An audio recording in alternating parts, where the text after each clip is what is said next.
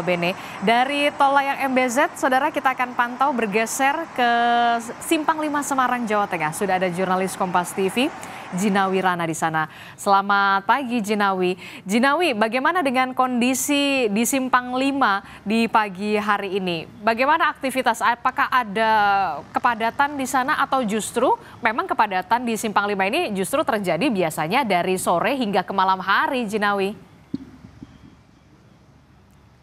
Ya baik Adisti dan juga saudara, memang saat ini kondisi di kota Semarang, utamanya di kawasan Simpang 5, tepat di mana saya berada saat ini kondisi arus lalu lintas terlihat lengang, namun menuju siang hari terlihat mulai ramai lancar.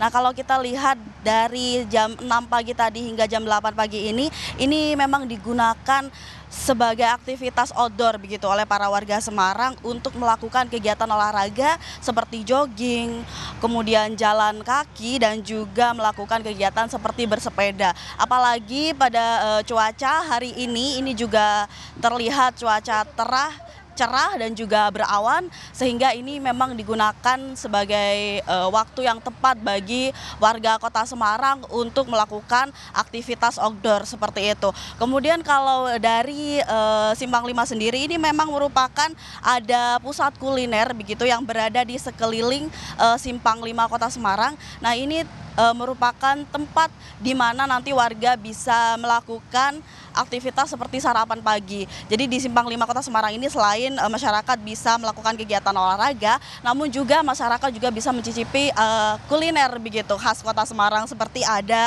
nasi liwet, pecel, nasi gandul, nasi ayam, soto Semarang, bubur ayam dan tidak lupa juga ada tahu gimbal, Adisti, seperti itu. Saya benar-benar kangen begitu ya untuk ke Semarang untuk mencicipi kembali nasi gandul dan juga nasi ayam untuk bisa menu sarapan di sana. Jinawi, terakhir untuk tahun baru menghadapi antisipasi kepadatan wisatawan di masa tahun baru ini, apakah ada skema atau skenario yang dilakukan khususnya di Simpang 5? Iya baik Adisti dan juga saudara, memang dari data yang kita dapatkan memang di Jawa Tengah sendiri ini ada peningkatan dari pendatang yang datang ke Kota Semarang untuk melakukan wisata seperti itu ya, dan juga kunjungan di masa Natal dan Tahun Baru.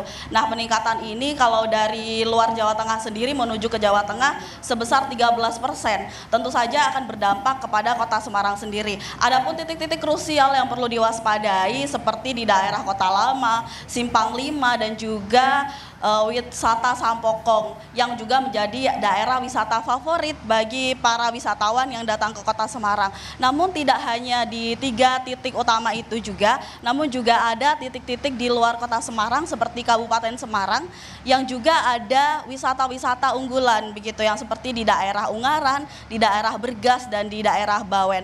Kalau dari Polrestabes Semarang sendiri untuk mengantisipasi nanti adanya keramaian, Polrestabes Kota Semarang sudah menerjunkan setidaknya 1.300 personel yang nanti akan ditempatkan di 26 posko terpadu begitu untuk memantau Natal dan Tahun Baru untuk bisa mengamankan jalannya Tahun Baru agar tidak ada titik-titik kemacetan ataupun titik-titik yang perlu diwaspadai. Nah untuk lebih jelasnya saudara, saya akan mencoba berbicara dan wawancara dengan pihak kepolisian mengenai seperti apa nanti rekayasa lalu lintas dan kepadatan dan juga personel yang disiagakan dari Polrestabes Kota Semarang sendiri untuk bisa melancarkan adanya wisata Natal dan Tahun Baru di Kota Semarang. Baik, selamat siang Bapak. Selamat siang Mbak.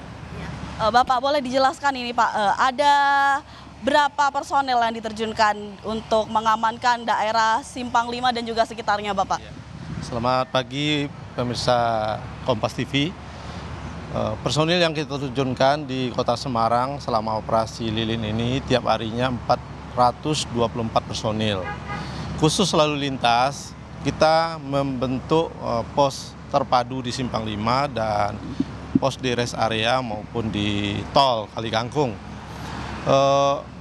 Ada 4 tim URE yang kita tempatkan di Kota Semarang, 1 tim di tol, dan di jalur selatan 1 tim, jalur barat 1 tim ke arah Kendal, dan kota dan timur juga 1 tim. 1 tim itu lebih kurang 1 peleton, 30 personil. Itu hanya murni anggota lalu lintas, ditambah dengan fungsi lainnya dari Samapta. Memang peningkatan arus itu hari kemarin ramai. Di Kali Kangkung itu melintas 32.000 dibanding hari sebelumnya 26.000. Jadi ada naik 21% lebih kurang. Ke arah Jakarta juga. Memang sama tadi yang disampaikan Mbak. Memang kita perkirakan orang yang berkunjung wisata maupun orang yang berkunjung Natal ke rumah saudaranya dan sebagainya. Kami di Polrestabes Semarang menyiapkan personil antisipasi kota. Karena memang kota Semarang itu kota provinsi, cukup padat, termasuk kawasan-kawasan wisata. Kita tempatkan tim-tim urai untuk membantu kelancaran lalu lintas. Oke, baik Pak. Lalu bagaimana rekayasa lalu lintas? Lalu jam berapa saja Pak? Biasanya kota Semarang itu mulai ada kemacetan atau keramaian Pak? Jadi di kota Semarang itu tidak ada kemacetan, yang ada adalah kepadatan lalu lintas. Jadi jam-jam pagi masih landai, terus sudah mulai buka toko, mall, jam 10 itu sudah mulai ramai, terutama sore dan malam hari. Ini menjadi fokus kami dan kita waspadai juga cuaca hujan, sehingga kalau hujan ada genangan air sedikit itu pasti terjadi penyempitan jalan. Di sini penting kehadiran anggota di lapangan. Ini yang kami siapkan 4 tim urai tadi. Baik Bapak, terima kasih Bapak, selamat bertugas. Ya begitulah saudara wawancara kami.